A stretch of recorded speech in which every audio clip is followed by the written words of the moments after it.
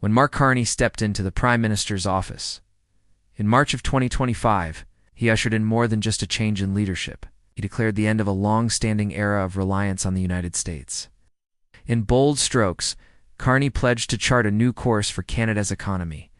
No more tethering to Trump-era trade whims. No more living in America's shadow. A Canadian comeback story.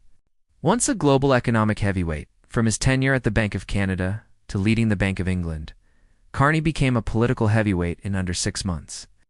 Trump's aggressive tariffs and his offhanded remarks about annexing Canada ignited a wave of nationalism. That fire lifted the Liberal Party from a deficit in January to electoral victory by April. With voters rallying around his promise to defend Canadian sovereignty, Carney suddenly became the steady hand.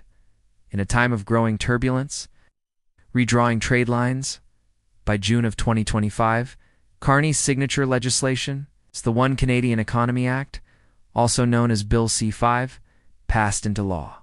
It tore down interprovincial trade barriers and kick-started a bold new infrastructure agenda, all part of his plan to strengthen Canada's internal economic resilience.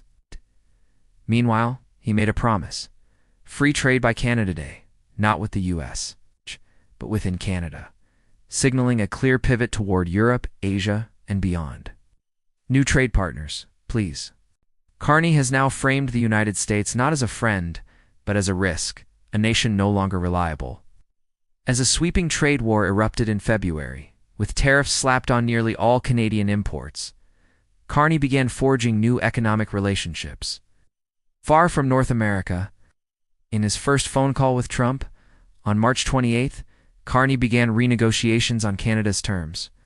But he made it clear, in no uncertain terms, Canada is not for sale, a technocrat in a political arena. So what won Carney? Both hearts and votes? Credibility during crisis? From guiding Canada through the 2008 financial meltdown to steadying the ship, during Brexit, Carney has shown calm when markets quake. Analysts praise his composed, competent style, a sharp contrast to the bombastic populism of conservative leader Pierre Poilievre, stakes and skeptics. But back at home, Carney faces serious headwinds. His minority government must strike fragile alliances just to pass legislation. And he must still deliver on promises, while staring down the barrel of a possible economic slowdown. Critics are raising red flags, warning that picking a fight with Trump could backfire. They argue that softer diplomacy, like Ireland and the UK's approach, might have yielded better results, with fewer consequences. And meanwhile, fresh reports point to rising tensions. Punitive tariffs are re-emerging, some hitting as high as 35%, sparking layoffs, shuttered businesses, and growing fears of economic aftershocks. Carney's commitment to trade diversification is now being tested, not in theory, but in real time. The big idea. Carney is betting on economic independence and on the promise of global partnerships. His aim isn't to sever ties with the U.S., but to reduce Canada's vulnerability. To the unpredictable whims of Washington, it's a bold shift. From decades of integration and his gamble that Canada can finally stand on its own, supported by new allies, a stronger internal market, and sheer national resolve.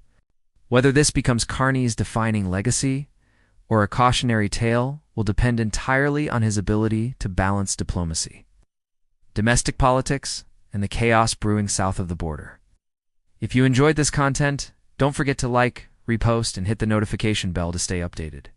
For more hard-hitting stories like this, visit and follow Chris Wick News. Stay informed and stay ahead.